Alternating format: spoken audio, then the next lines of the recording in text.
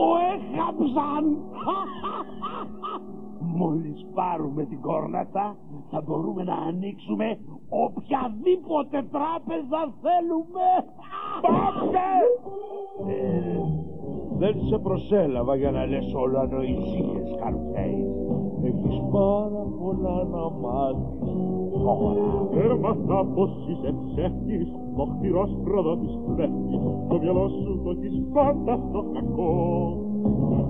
Βρωμική ψυχή και σώμα και ένα αρχάριος είσαι ακόμα. Η καλή προσπάθεια αυτή το μυστικό. Είδα την αγγελία σου, λεφτά, δύναμη, δόξα, πάτε το 1800. Πολύ σωστά, μα οι προσδοκίες σου θα πραγματοποιήσουν. Και τα γρήγορα θα πάθεις, τις κόμπινες σου να πλάτεις, είσαι δίπλα στο μεγάλο αφεντικό.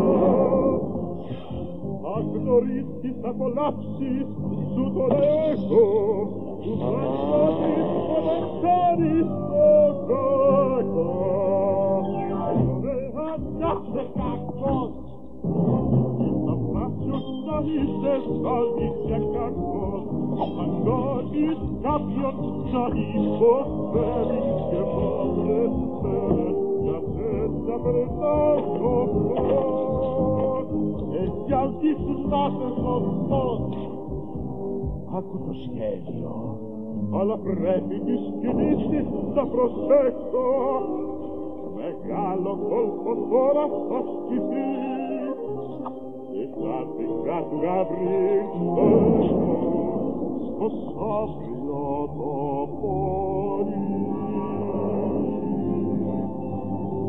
Μα γιατί να μην την βρω εγώ? Τι κάνεις για όλα, θα σου άξιζε μια όλα. Με τα λάθη σου όλα πήγανε στραβά. Και στο σκύλο σου όλα μπλέξαν, οι προσπάθειες δυσκολέψαν, είναι πράγμα που πληρώνεται ακριβά. Θα τη βρω και πάλι! Δεν μπορείς να την βρεις. Μόνο οι άγγελοι ακούν τον ήχο της. Μα είμαι άγγελος! Δεν είσαι πια. Τώρα είσαι δικός σου. Δεν σου έχω εμπιστοσύνη, αλλά κάτι έχει μείνει, κάτι που με κάνει να σε συμπαθώ.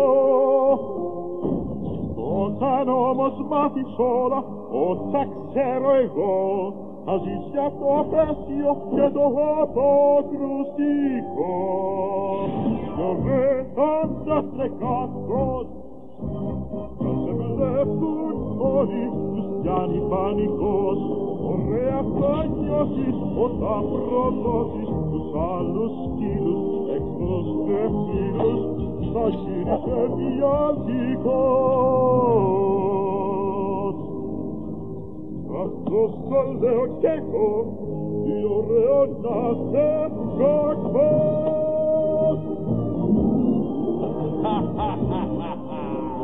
Είναι θαυμάσιο! Όλε, είναι τρομερό! Είναι ωραίο να είσαι κακός!